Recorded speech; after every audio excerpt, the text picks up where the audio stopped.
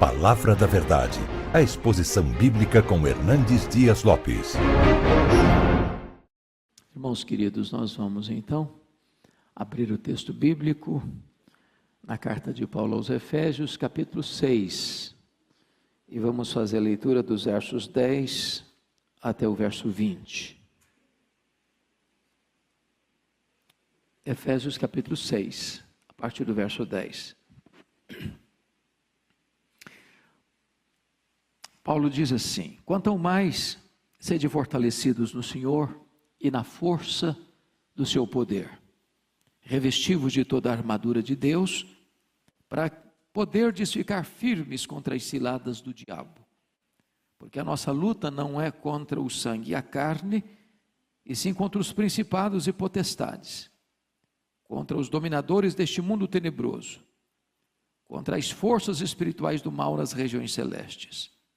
Portanto, tomai toda a armadura de Deus, para que possais resistir no dia mau, e depois de ter vencido tudo, permanecer inabaláveis.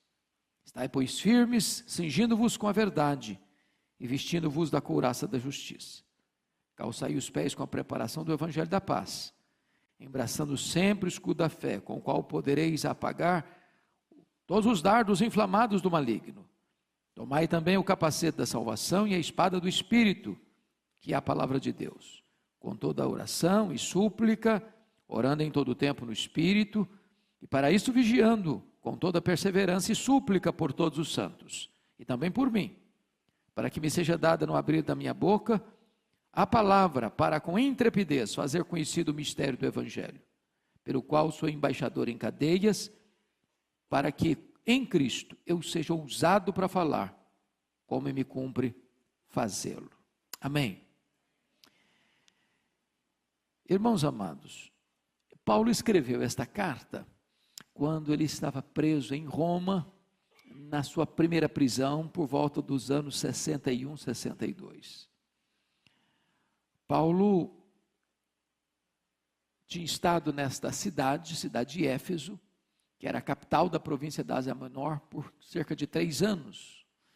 E para mim, um dos grandes avivamentos que eu encontro na história da igreja, um deles aconteceu em Éfeso, uma cidade de mais de 300 mil habitantes, uma cidade idólatra, uma cidade feiticeira, e uma cidade que se rende à palavra de Deus, que vê o poder do evangelho desarticulando os poderes da idolatria e da feitiçaria.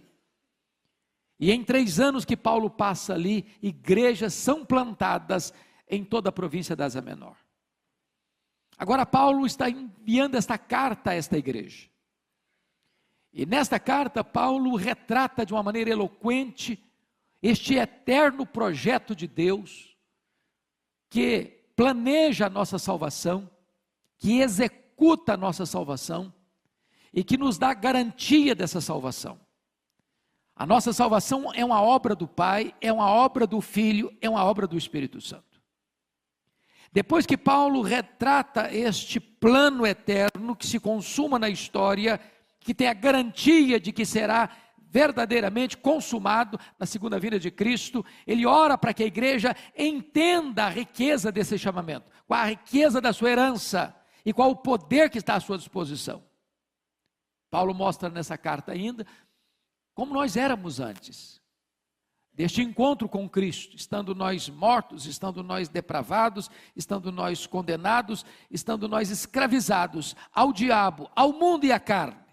Mas Deus, porque nos amou e por causa da riqueza da sua graça, nos salvou, pela graça mediante a fé, para as boas obras. E Paulo então mostra como Deus junta judeus e gentios num único corpo, numa única igreja. No capítulo 3, Paulo retrata que este era o grande mistério oculto das eras. De que forma que os gentios eram coerdeiros juntamente com os judeus desta grande salvação em Cristo Jesus.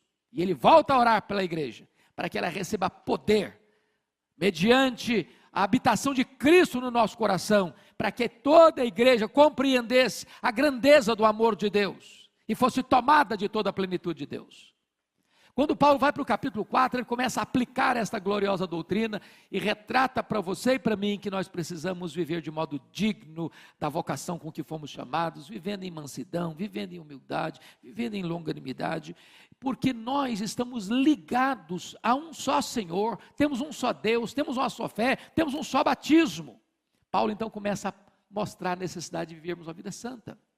Quando vai para o capítulo 5, ele mostra que é preciso imitar a Deus, é preciso ser cheio do Espírito Santo de Deus, e você demonstra essa plenitude do Espírito Santo de Deus na relação marido e mulher, mulher-marido, na relação de filhos e pais, pais e filhos, na relação de patrão e empregado, empregado e patrão.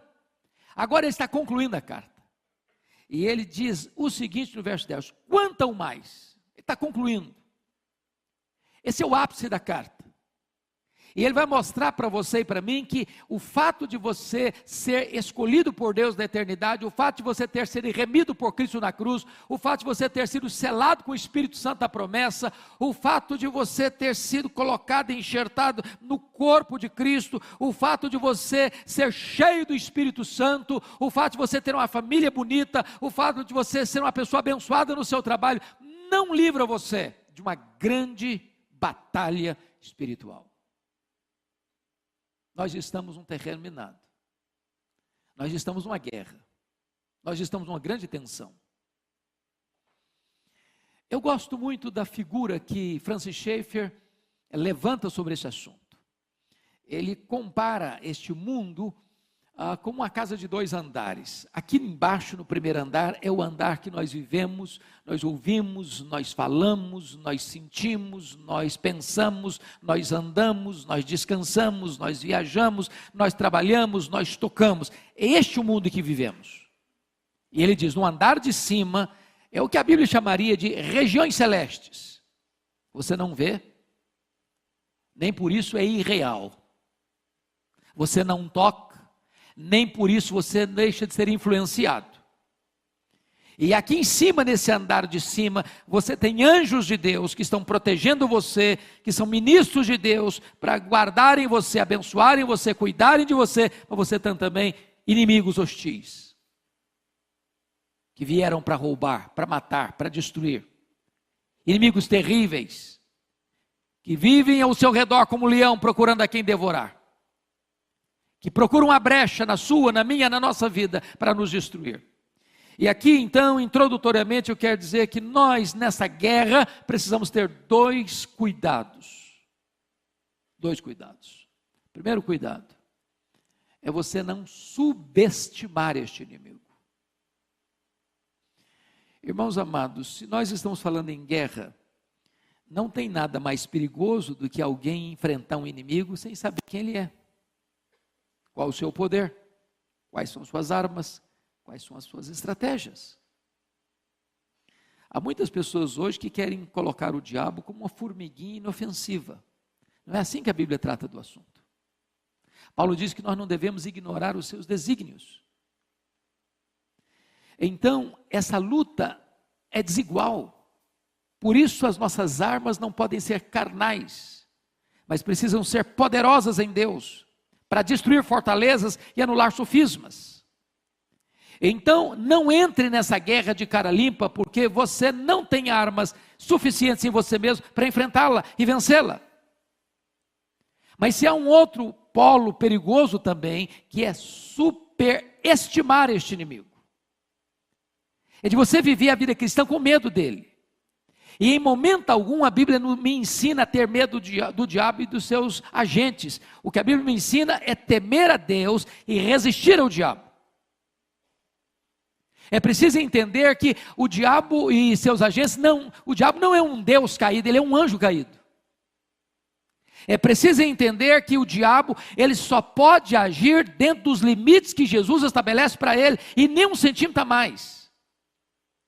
É preciso saber que se você está guardado por Deus nas mãos do Senhor, o diabo não pode tocar você, a não ser que Deus permita, para um propósito.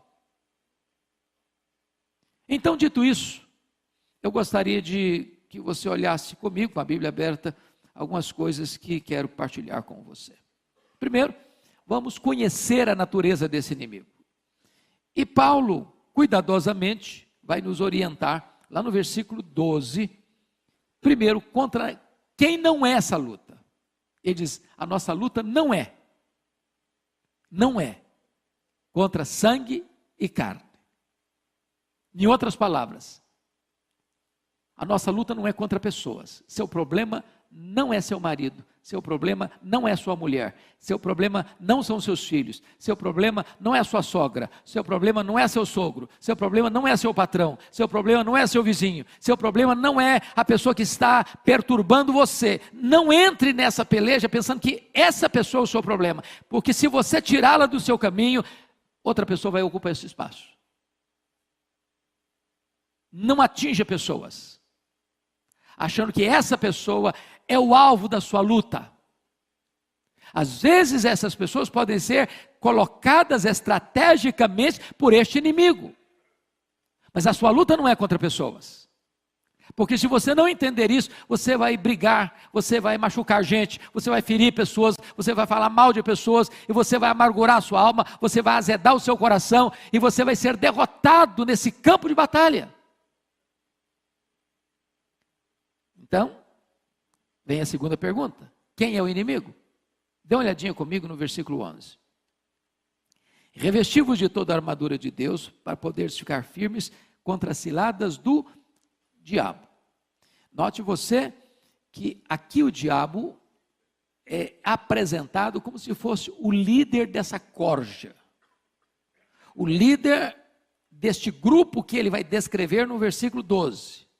Principados, potestades, dominadores deste mundo tenebroso e forças espirituais do mal. Então a sua guerra, a sua luta é contra esse ser caído, maligno, perverso, assassino, ladrão. Esse inimigo que a Bíblia chama de dragão, Abaddon, Apolion, tentador, destruidor. Que a Bíblia chama de antiga serpente, leão que ruge. Homicida desde o princípio. Se você perceber, esse ser, embora tão maligno e tão mau e tão perverso, ele não está sozinho. Ele não está sozinho. Porque ele não é um Deus caído, ele não tem os atributos de Deus. O diabo não é onipresente, ele não é onisciente, ele não é onipotente, ele não é transcendente, mas ele também não está sozinho. À luz de Apocalipse capítulo 12, versículo 3, quando ele cai, ele arrasta com a sua cauda 1/3 das estrelas. Isso é uma expressão bíblica para descrever que 1/3 dos anjos de Deus foram precipitados no abismo com ele. E esses seres malignos estão sob seu comando, dentro deste reino das trevas, trazendo tantas perturbações e angústias e perplexidades aos homens. Agora, a pergunta segunda que eu levanto no texto é: quais são as características desse inimigo? A primeira coisa que você vai notar comigo é que esses inimigos são poderosos. Olha comigo o versículo 12. A nossa luta é contra os principados e potestades e dominadores deste mundo tenebroso, forças espirituais do mal nas regiões celestes.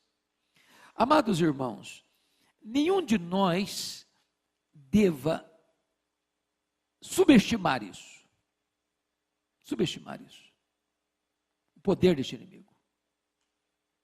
Eu acho que você vê esses sinais e essas evidências o dia todo, nas ruas, no cinema, no teatro, nas telenovelas, na literatura, na imprensa, nas cortes, nos parlamentos, no comércio, na indústria, nas transações comerciais, nas relações internacionais.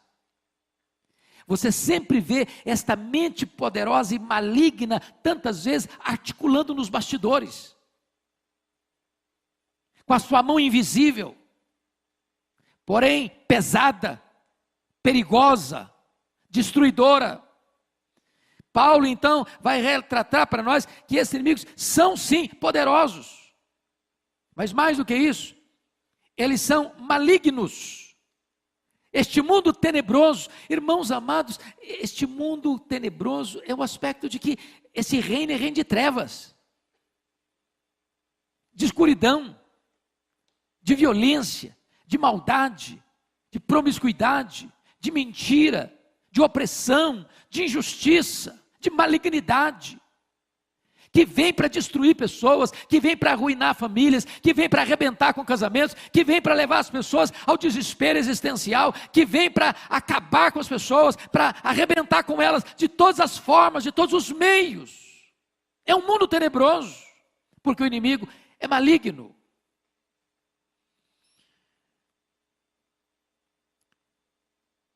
Mas tem um outro aspecto que vale a pena destacar. Esses inimigos são também astutos.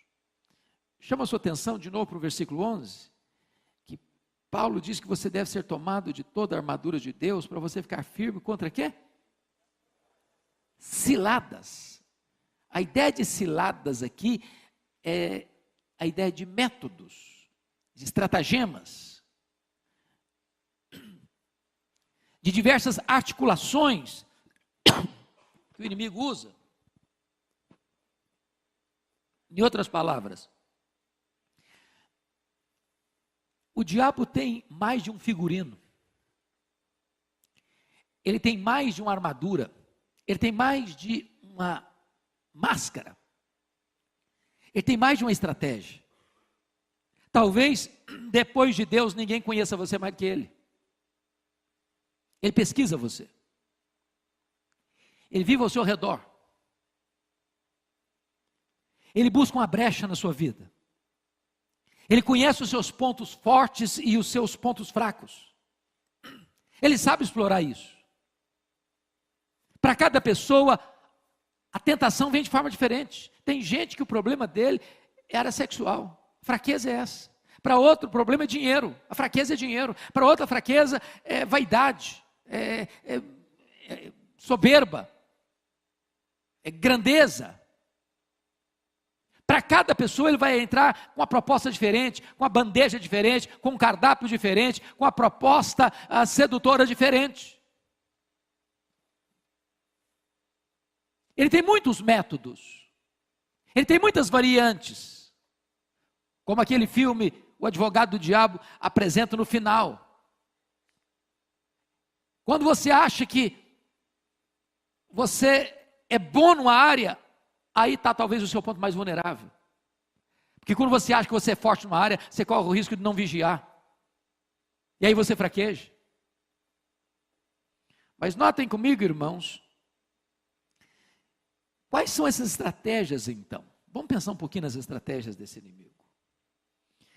Lá em Lucas 11, versos 21 e 22, diz que o diabo é uma espécie de valente que tem uma casa e guarda em segurança todos os seus bens. O que significa isso? Significa que o diabo tem sob o seu comando pessoas na casa dele, guardada em segurança por ele. A Bíblia chama isso de reino das trevas ou potestade de Satanás.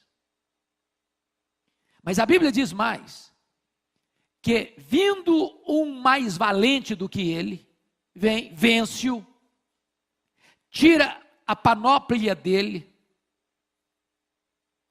Ou seja, a panóplia é uma palavra única, mas que significa toda a armadura, por isso que tem essa preposição, esse prefixo pan, tudo, toda a armadura dele. Deixa-o completamente sem proteção, amarra-o e saqueia os seus bens. Saqueia os seus bens. Então faça a pergunta: você acha que o diabo precisaria de artimanha para prender quem já é dele? Você precisa de um laço para pegar um passarinho que já está dentro da gaiola? A quem você acha que o diabo usaria suas artimanhas mais perigosas? É lá no carnaval? É lá no campo de futebol? É lá no teatro? É lá no submundo? Ou é exatamente contra a igreja de Deus? Daqueles que não estão nas suas mãos que ele tenta capturar? Agora, quais são essas artimanhas que o inimigo usa? Eu gostaria de citar alguns para você. Primeiro, está lá em Mateus 13:19, que quando a semente, a palavra de Deus é semeada, vem o maligno e arrebata essa semente do coração. Irmãos, eu não sei quanto a vocês, mas todo culto onde a palavra de Deus é pregada é um território de batalha espiritual. Eu conheço gente que vem para a igreja e bastou sentar, o cara pode estar sem uma gota de sono, o cara dorme. Dorme. Dá um sono nele que não tolera.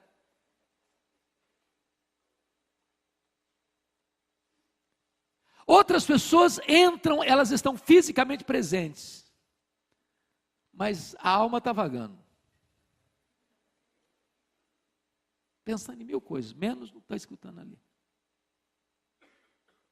De repente, quando escuta, entra aqui e sai cá.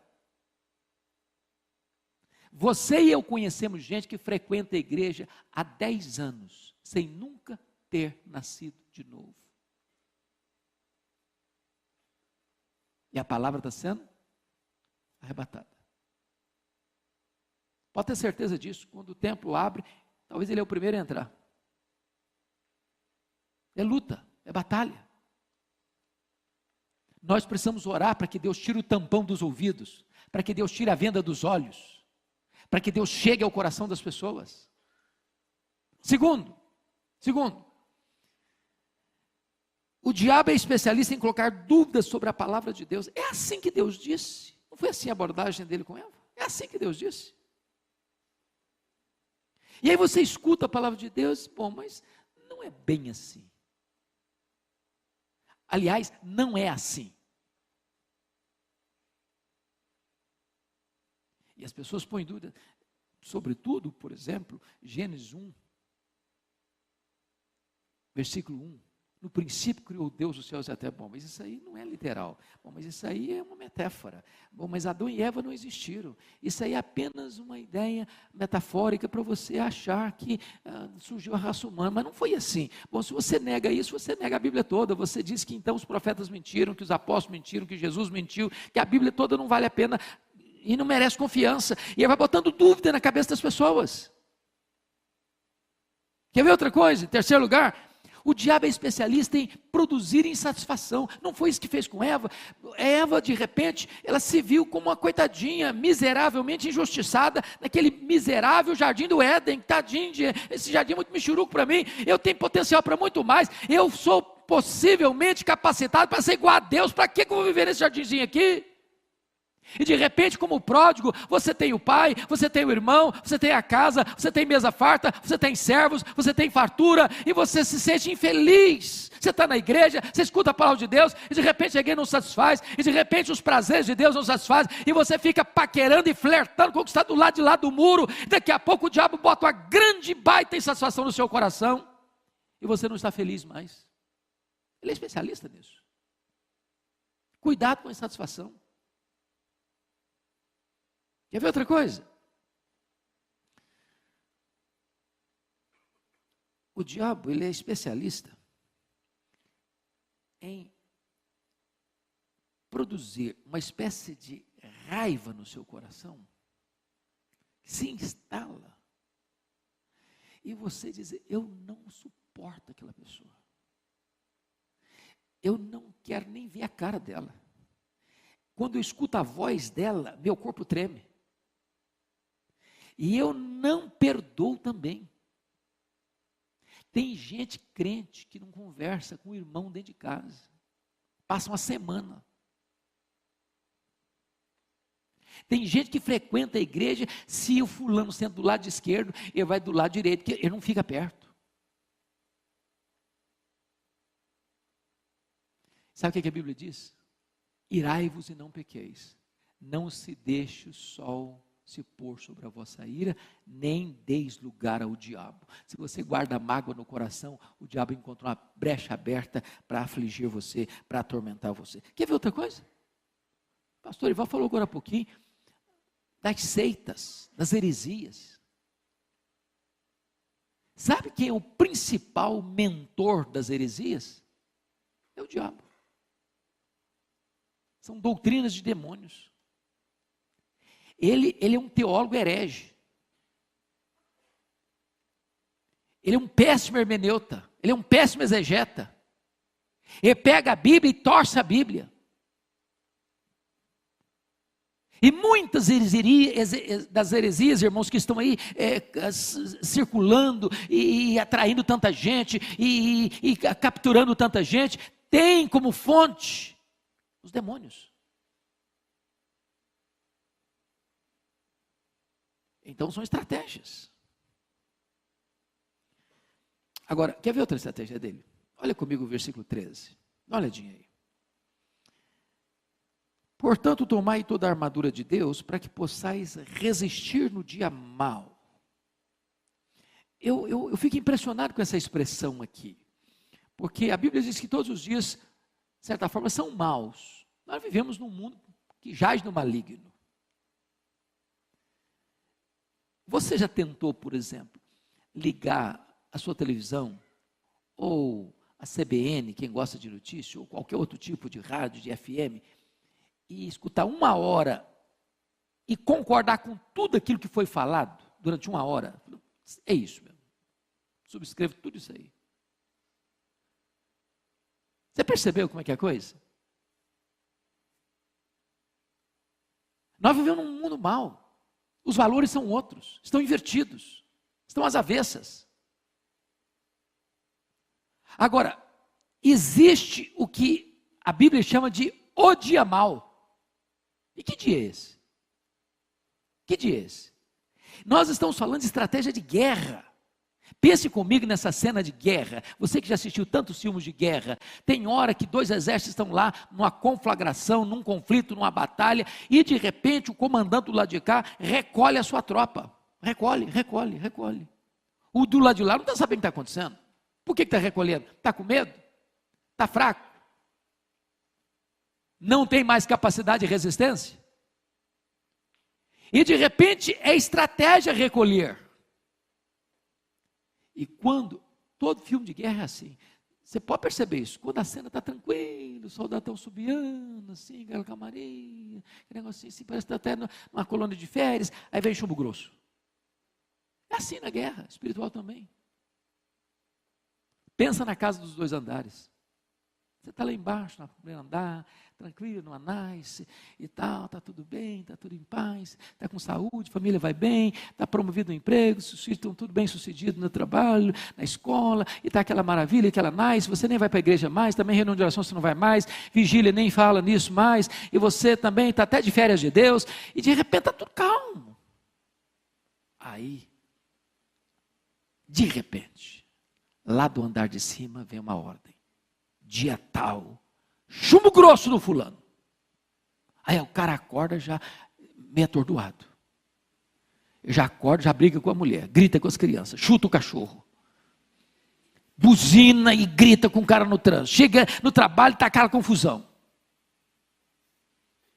E ele nem está percebendo a natureza do problema que ele está enfrentando. É o dia mau.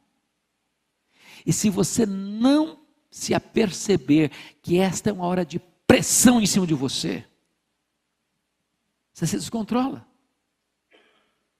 Você entra na carne. Você cai na esparrela. Você é derrotado na luta. Mas quer ver outra estratégia desse inimigo? Volta para o versículo 13 de novo comigo. É impressionante o que Paulo diz aí no finalzinho do verso 13. Para que possais, portanto, tomai toda a armadura de Deus, para que possais resistir no dia mau. O dia mau é para resistir. Resistir. Agora, o que diz aí? E depois de terdes vencido tudo, não parte tudo, Aí sim, aí você pode estarelhar as armas, aí você pode dar uma relaxada, aí você pode até tirar umas férias. É isso que está escrito aí? Não. E depois de ter vencido tudo, permanecer inabaláveis. Sabe o que significa isso?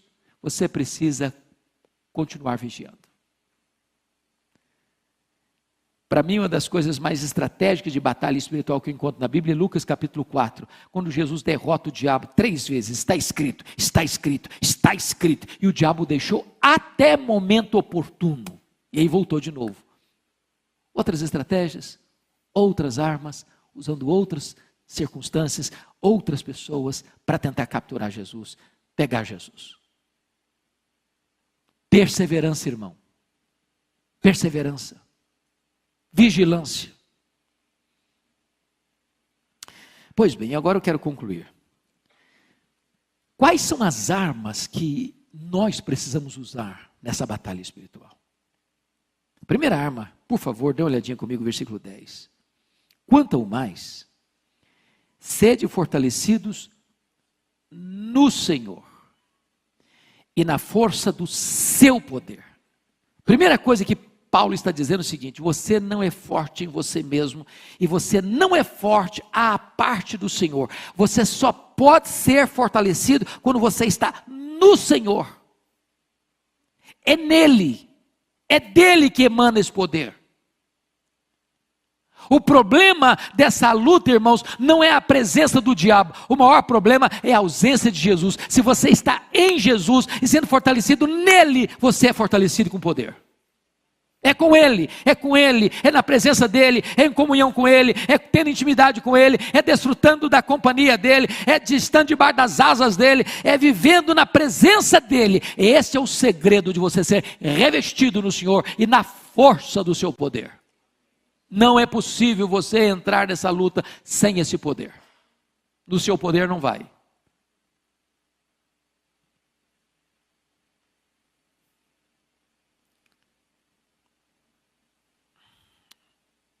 Eu não sei se vocês já leram, eu sugeriria vocês um dia encontrarem esse livro, para dar uma lida nele, um livro que foi compilado pelo reverendo Augusto Nicodemos, quando ele morou na África do Sul, Reavivamento na África do Sul. É um livreto que você lê numa sentada, mas um dos livros mais fenomenais que eu já li, a história do avivamento de Quacisabanto. E como é que aquele avivamento começou? É quando o líder daquele trabalho missionário, o pastor Earl Stiggin, foi chamado para orar para uma moça possessa, endemoniada, e ele não conseguiu. E os missionários vieram e não conseguiram. E eles ficaram vários dias tentando expulsar a caça de demônio da moça e não conseguiram. E a conclusão dele foi essa: eu vou embora daqui. Eu não tenho autoridade para pregar mais aqui. Foi quando tudo mudou naquela missão. O Espírito de Deus segredou o coração dele. Você não tem que ir embora, você tem que buscar poder. Buscar poder. Esse poder, irmãos, não é uma frase de efeito. Esse poder não é uma gincana mental, onde você elabora algumas frases de efeito e as coisas vão acontecer. Não, não é. Esse poder não é maquiado pelo homem, não é produzido pela terra. Esse poder é o poder do Espírito Santo que emana do céu. Só esse poder pode dar a você vitória em determinados momentos dessa luta espiritual.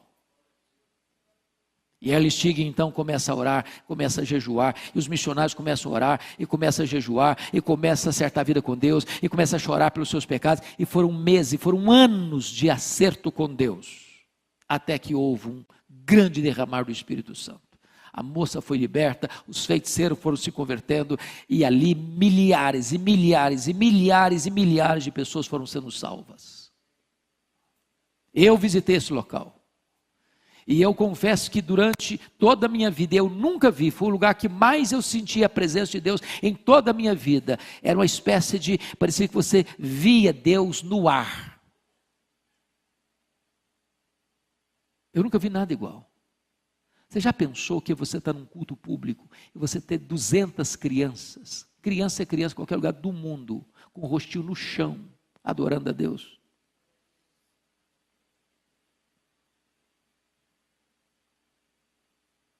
Milagres extraordinários acontecendo. Cegos vendo, coxos andando, mortos ressuscitando.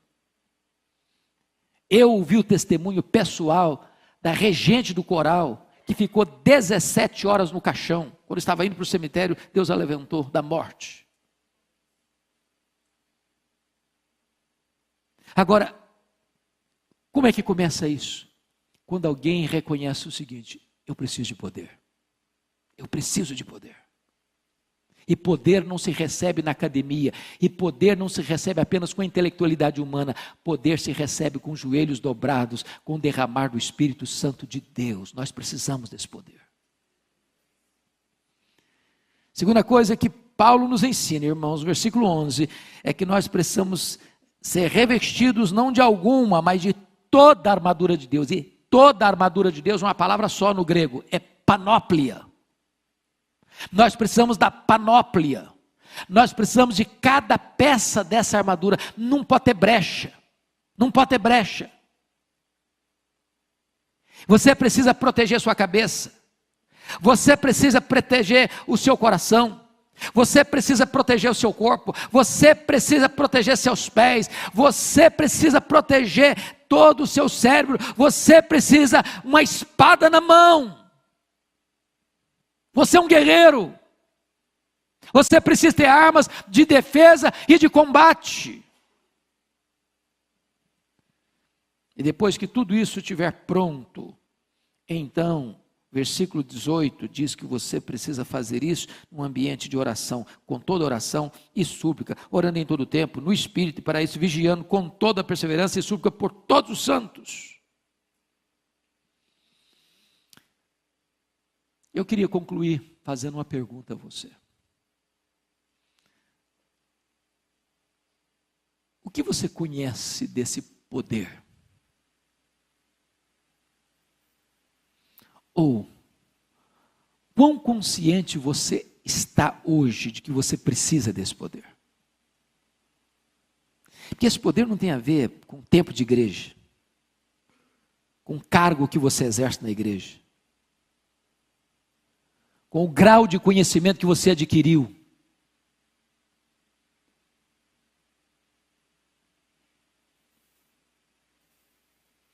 Eu disse isso aqui há alguns anos, e eu queria repetir porque o nosso auditório é outro hoje.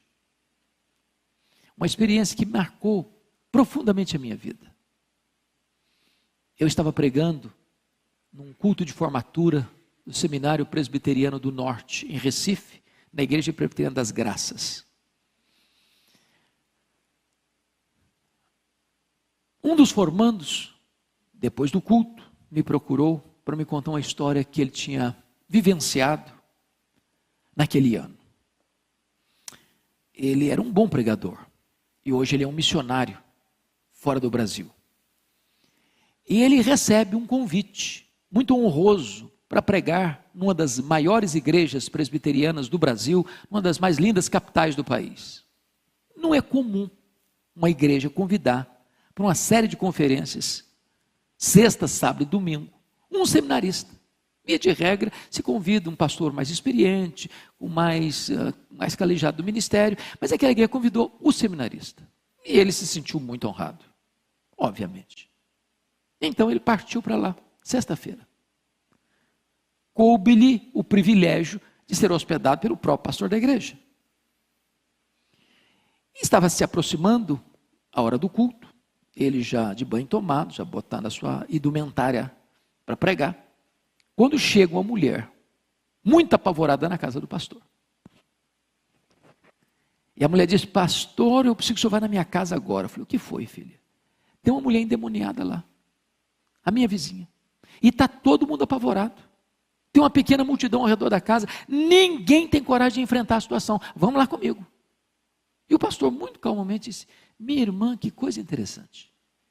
Pois acaba de chegar de Recife um santo homem de Deus preparado para essa tarefa. Pensa num seminarista nervoso. cara começou a tremer os joelhos. Eu não sei se eu estivesse lá, não teria sentido a mesma coisa. Ele tentou fugir da situação.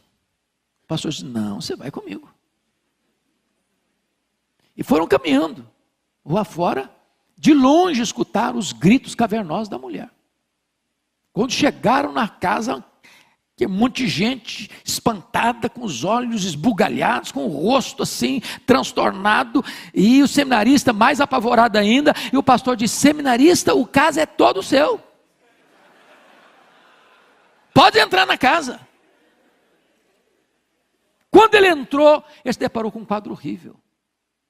Aquela mulher estava com os cabelos desalinhados, com o rosto desfigurado, com os olhos muito cheios de ódio. E quando ele tentou esboçar a primeira palavra, ela lhe deu uma bofetada na cara e jogou ao chão. E no chão ele ficou por mais de 1 hora. E ela bufando ao redor dele como uma fera selvagem. E vou lhes dizer que ele é um cara de quase 2 metros de altura. Ele me disse em lágrimas, esse pastor Hernandes, caído e nocauteado ali, eu senti e vi como um filme passar em minha cabeça a minha história.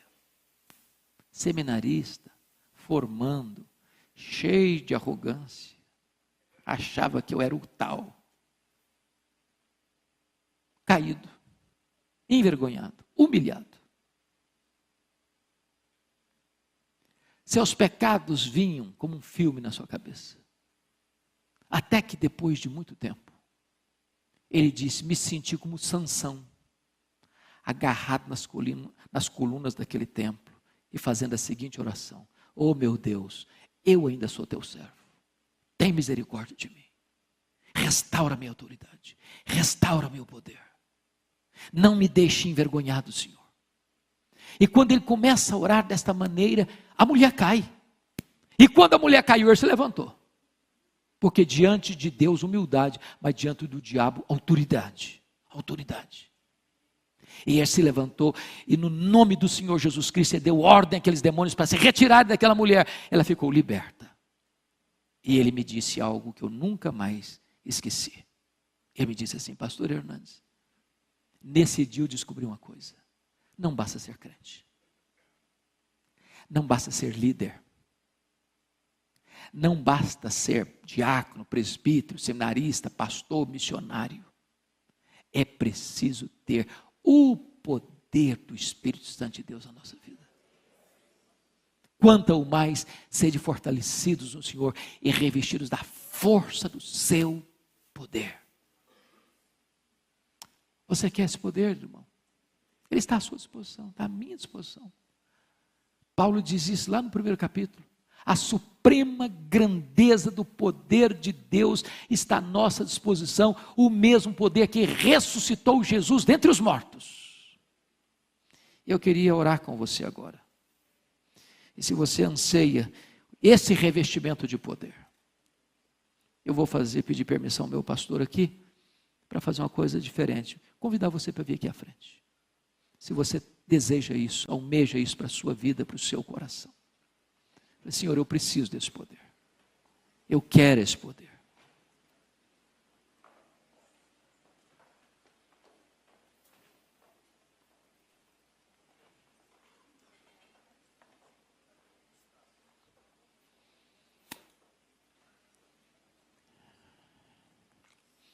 Irmãos amados, nós vivemos dias maus.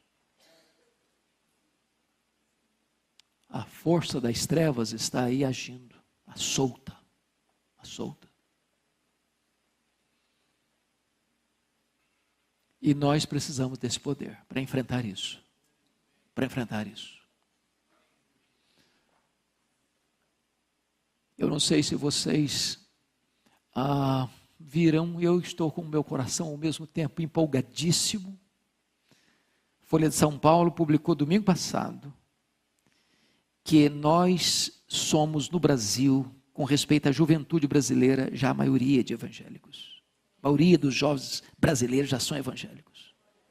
Muitos deles ainda com muitas deficiências, com muitas carências.